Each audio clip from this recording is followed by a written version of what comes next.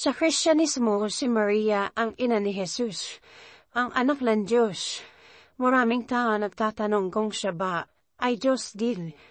Habang mahalaga ang kanyang papel sa kasaysayan ng kaligtasan, mahalagang tanda na si Jesus ang nag-iisang Diyos sa Kristyanismo. Si Maria ay isang babaeng may malalim na pananampalataya at pagsunod sa Diyos. At ang kanyang oo sa plano ng Diyos ay nabuwas ng daan para sa pagdating ng tagapagligtas. Sa pamamagitan ng mga bersikulo sa Biblia, mas marinaw nating mauunawaan ang papel ni Maria sa plano ng Diyos. Makikita sa Lucas 1, versikulo 28. At pumasok ang anghel sa kanya at nagsabi, "Magandang araw, ikaw na lubos na pinapabura ng Panginoon. Ang Panginoon ay sumasa iyo."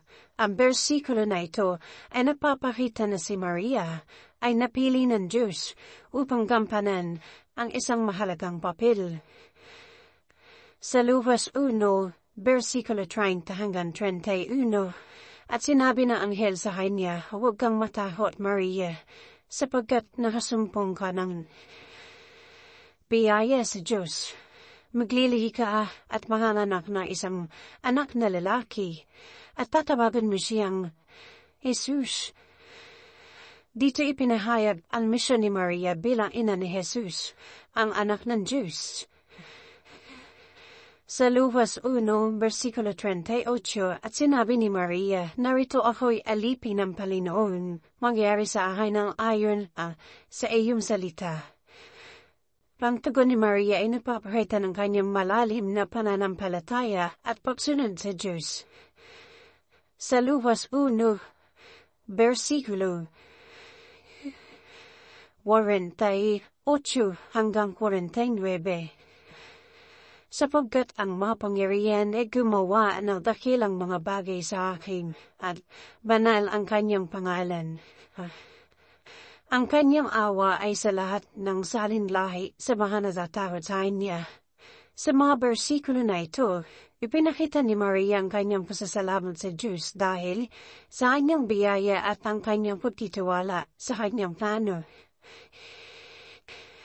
Sa mga bersikulong ito ay nagpapakita na si Maria ay isang mahalagang figura sa kasaysayan ng kaligtasan. Siya ang isang babaeng may malalim na pananampalataya at pagsunod sa Diyos, at napakahalaga ng kanyang papel sa plano ng Diyos para sa kaligtasan ng sangkatauhan.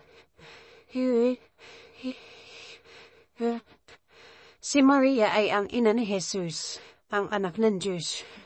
Bagamat siya'y ina ni Jesus, hindi siya tinuturing na Diyos. Si Jesus ang nag-iisang Diyos. Si Maria ay tinuturing na isang modelo ng pananampalataya, pagsunod at pag-ibig para sa lahat ng Kristiyano. Ang kanyang buhay ay napapakita ng kahalagahan ng pagtitiwala sa Diyos at pagsunod sa kanyang kalooban. Sa Kristyanismo, si Maria